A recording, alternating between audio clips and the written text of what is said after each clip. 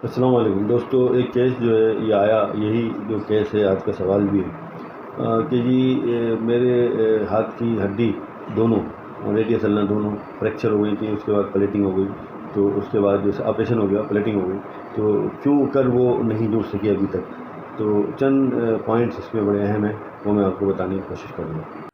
लिहाजा दोस्तों, सबसे पहले तो आपको जो है ना फ्रैक्चर क्या है उसको समझना होगा, और फ्रैक्चर की दुरुस्त मेडिकल डेफिनेशन या अकॉर्डिंग टू द डोर्नेल डिक्शनरी, तो डोरलैंड्स हमारे पास हुआ करती है डिक्शनरी, उसके मुताबिक फ्रैक्चर के मायने क्या हैं कि डिसकंटिन्यूटी, ब्रेक और crack of continuity of any bone, specially long bone, completely हो या पार्शल हो। अगर पार्शल को हम फ्रैक्चर नहीं कहेंगे, तो पार्शल फ्रैक्चर जो होता है वो ग्रीनिस्टिक कहलाता है। यहाँ देखिए, अल्ना जो है वो बिल्कुल ग्रीनिस्टिक फ्रैक्चर में है, और रेडियस जो है वो कंप्लीट फ्रैक्चर में है। तो इसको हम दोनों को ही फ्रैक्चर कहेंगे। एक को कहेंगे हम ग्रीनिस्टिक फ्रैक्चर जो कि हमारी अल्ना का है, और दूसरे को हम कहेंगे कंप्लीट फ्रैक्चर। अब जैसे कि इस तस्वीर से या इस डायग्राम से आप देख रहे हैं कि दोनों ही हड्डियां कंप्लीट फ्रैक्चर में हैं, तो ये भी फ्रैक्चर कहलाएगा। एक बात हमेशा याद रखिएगा दोस्तों कि ग्रीनिस्टिक फ्रैक्चर जो है मोस्टली बच्चों में देखा गया है। बच्चों में इसलिए होता है कि उसमें कोलेजन की मिकदार बहुत ज़्यादा होती है और कैल्शियम वगैरह की मिकदार कम होती है, और बूढ़ों में जो होता है वो कंप्लीट फ्रैक्चर सबसे ज़्यादा देखा गया है। इससे आगे मैं आपको बताता हूँ how many types of fracture, वो बहुत ज़रूरी है। क्योंकि दोस्तों एक बात हमेशा याद रखिएगा कि फ्रैक्चर या उसकी लेट हीलिंग या डिलेड हीलिंग को समझने के लिए हमें फ्रैक्चर और फ्रैक्चर की टाइप्स को समझना होगा। जब हम फ्रैक्चर को हमने डिफ़ाइन किया है बहुत ही शॉर्टली, लेकिन ये है कि मैं टाइप्स को भी डिफ़ाइन करता हूँ, तो फिर आप समझ सकेंगे लेट या डिलेड हीलिंग क्यों हो रही है। तो डिलेड और लेट हीलिंग हमारी कई वजूहत से होती है, वो मैं आपको बता दूँ। देखिए, सबसे पहले तो हम आपको टाइप्स ऑफ फ्रैक्चर बता रहे हैं। यहाँ 7 अदद जो है फीमर है, और 7 फीमर में सबसे पहली जो फीमर है वो ट्रांसवर्स फ्रैक्चर है। तो नंबर 1 जो है ट्रांसवर्स फ्रैक्चर है, वो हॉरिजॉन्टली होता है। नंबर 2 जो है वो लीनियर फ्रैक्चर है, जो वर्टिकली होता है। और उसके बाद जो है मैंने बताया ये ऑब्लिक फ्रैक्चर है, जो डिस्प्लेस नहीं है। और जो उसके बाद चौथे नंबर पे है वो भी ऑब्लिक फ्रैक्चर है कि लेकिन डिस्प्लेस्ड है। और उससे आगे अगर आप जाएँ तो स्पायरल फ्रैक्चर है, घूमता हुआ फ्रैक्चर है, और वो है 5 नंबर बोन में।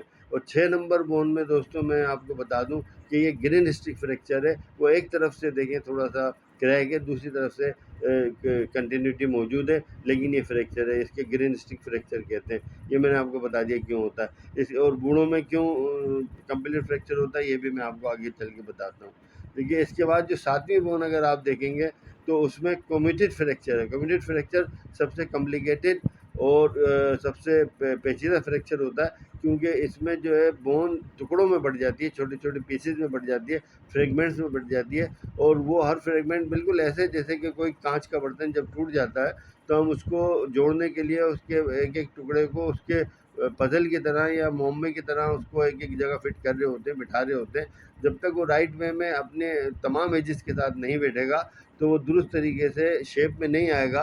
और शेप में नहीं आएगा तो यूँ समझ लेंगे डिफ़ॉर्मिटी भी हो सकती है, और वो डिफ़ॉर्म रहेगा। इसी तरह कम्यूटेड फ्रैक्चर बहुत ही पेचीदा फ्रैक्चर होता है, और चाहे प्लेटिंग करनी हो, चाहे वो उसमें कोई और इम्प्लांट लगाना हो, लेकिन इस किस्म के फ्रैक्चर एक एक हड्डी को जो है मुख्तलिफ जगह से चुन चुन के लगाते हैं, उसके टुकड़े फ्रेगमेंट्स। और जो बच जाता है, गैस बच जाते हैं, तो उसमें हमारे जिस्म की मुख्तलिफ जगह की हड्डियों को निकाल कर और उसमें टुकड़े लगाते हैं। जैसे कि हमारी हिप बोन है, इलियम जो है, उसमें से भी टुकड़े निकालते हैं, और वो इसलिए लगाते हैं कि बिल्कुल इस तरह के जैसे उसका जो गैप है, स्पेस जो है, वो जब हड्डी से हड्डी मिलेगी और बन जाएगा, तो फिर उसमें जो कंटिन्यूटी एक तरीके से पैदा हो जाएगी।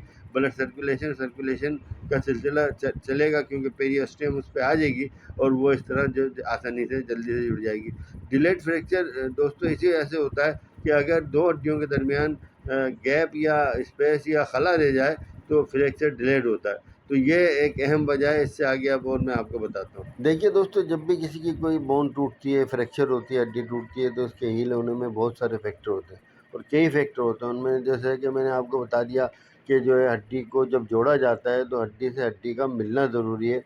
और कम से कम अगर मिल रही है हड्डी से हड्डी, तो उसको 60% एक दूसरे से अलाइनमेंट में या मिलना होगा। अगर नहीं, तो फिर वो सही तरीके से जुड़ेगी नहीं।